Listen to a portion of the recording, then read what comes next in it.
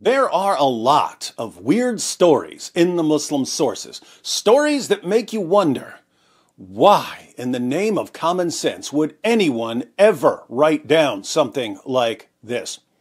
But I challenge you to find a weirder, creepier, more disturbing story than the tale of Muhammad's late-night desert rendezvous with the men of Al-Zutta. Since Raymond Ibrahim has already done the research on Muhammad's romantic encounter, we'll let Raymond break down the details.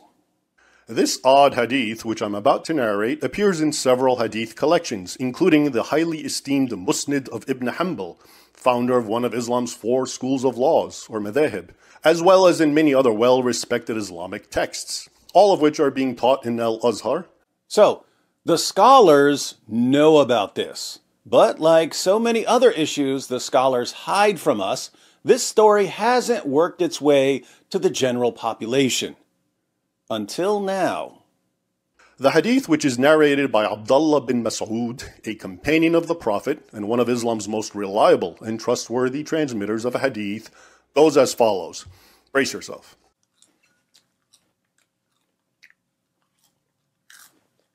Abdullah begins by telling us that Muhammad called on him to accompany him on a trip into the desert. When they reached a certain place and night had fallen, Muhammad made a line in the sand, most likely a circle, and told Abdullah, quote, "Stay behind this line and do not cross it, for if you do, you will die." Muhammad drew a line in the sand and warned his companion, Abdullah ibn Mas'ud, not to cross it. Let's call this line the Diddy line, as in, Muhammad didn't just cross that line, did he? We could also call it the cuck line for reasons that will soon be clear. Muhammad then left his startled companion and walked into the desert night, about the distance of a hurled stone, says Abdullah. Before long, our narrator saw a group of men, he does not specify how many, who, quote, appeared to be al-zutt. He describes them as, quote, tall, lean, and naked. So, Abdullah ibn Mas'ud was behind the Diddy line, the cuck line, but Muhammad crossed the Diddy line, and he was soon surrounded by a number of tall, lean, naked men, the men of Al-Zutta. Other Islamic sources say these Zut were a black-skinned people, and we'll get into that later. After describing them, Abdullah goes on, and here's the problematic part, to say, quote, "They went to and began to ride the Prophet of Allah." They did what now? They went to and began to ride the Prophet of Allah. Literally, that's what the Arabic says. These tall, black, naked men rode Muhammad. The Arabic word yarkabun, which I will presently discuss, can also be translated as mounted. And they did this all night long, says Abdullah. These tall, lean, black, naked men mounted Muhammad in the desert and rode him all night long, while his companion Abdullah ibn Mas'ud watched from behind the cuck line? During which time they would also come and circle around and try to reach him, but they were prevented, apparently from the line of protection Muhammad had drawn in the sand for his companion. Abdullah concludes his narration, quote, "I was extremely terrified by them, so I sat down. With the coming of dawn, they began to depart. Then the Prophet of Allah returned, slowly and in pain, from that which they did while riding him." These tall, lean, black, naked men tried to get to Ibn Mas'ud, but he was protected by the Diddy line.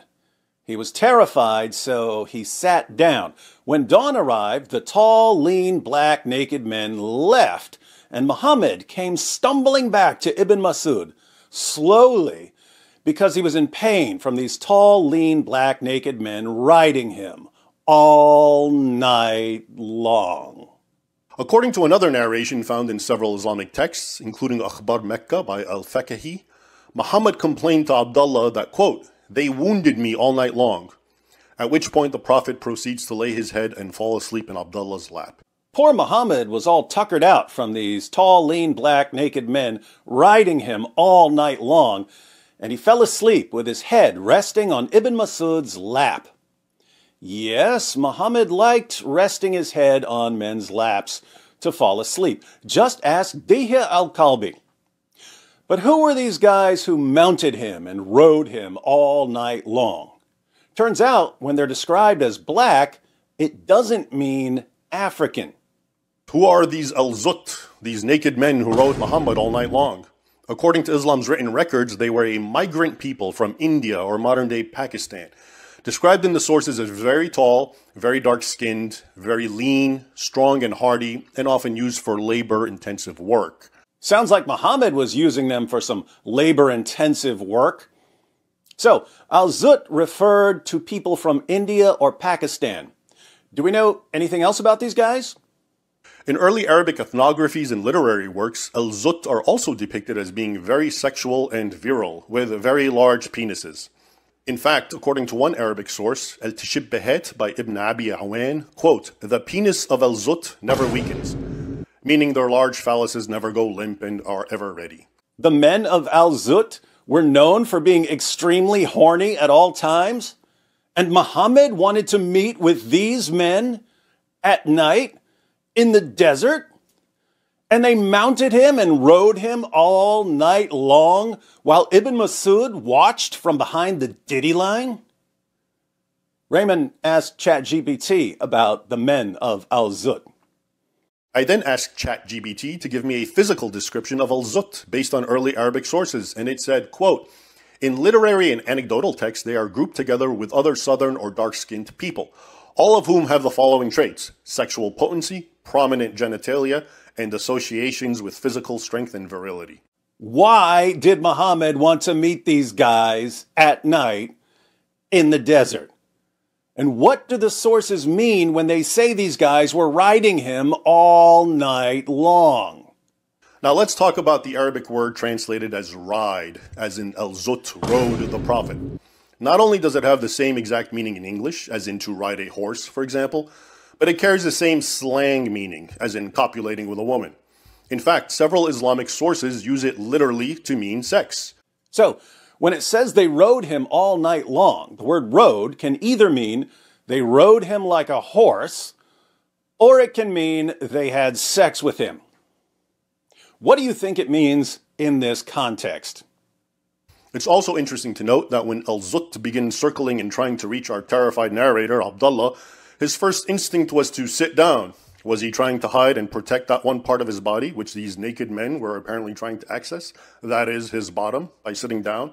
Well, he saw what they were doing to poor Muhammad's junk in the trunk, so we can't blame him for sitting down and protecting his badonkadonk from the booty bandits of al-zutt. All right, now that we know the details, Raymond puts it all together. Muhammad took his close companion, Abdullah, into the desert at night. He warned him to wait behind a line and went off at a distance, apparently for a pre-planned rendezvous. Before long, Abdullah saw several naked men from the people of al-zutt appear, described in the sources as tall, lean, virile, and with large penises. Why was Muhammad meeting these guys at night in the desert after crossing the ditty line? These men then took turns riding or mounting the Prophet all night long. They also tried to reach him, but Abdullah immediately sat down, apparently to protect that one part of his body they were trying to access. Ibn Masud apparently did a better job protecting his bubble pop than Muhammad did. As the sun rose, these naked men began to depart, even as Muhammad returned in pain, limping towards Abdullah and saying how al-zutt had injured him. He then lays in his companion's lap and falls asleep. Nothing suspicious here. So, this is what I would consider the weirdest, creepiest, most disturbing story in the Muslim sources, and that's saying a lot. But maybe I'm wrong. Maybe I'm missing something. Let me ask all our Muslim friends what this means. Why did Muhammad head out into the desert in the middle of the night to meet with a bunch of Indian or Pakistani men who were known for their strong sexual appetites? Why did he bring his companion, Abdullah ibn Masud, and make him stand behind the ditty line? Did Muhammad like it when one of his companions watched? What do your sources mean when they say that these tall, lean, black, naked men mounted Muhammad and rode him all night long? When the men of al-zutt approached the ditty line, or the cuck line, why did Ibn Masud sit down to protect the jiggle twins, his wiggle bags, his rump rockets? And why did Muhammad return to Ibn Masud in pain, totally worn out from having his bounce house bounced on all night, and pass out on his companion's lap? Let me know in the comments section. If you'd like to watch Raymond Ibrahim's full video, the link is in the description box.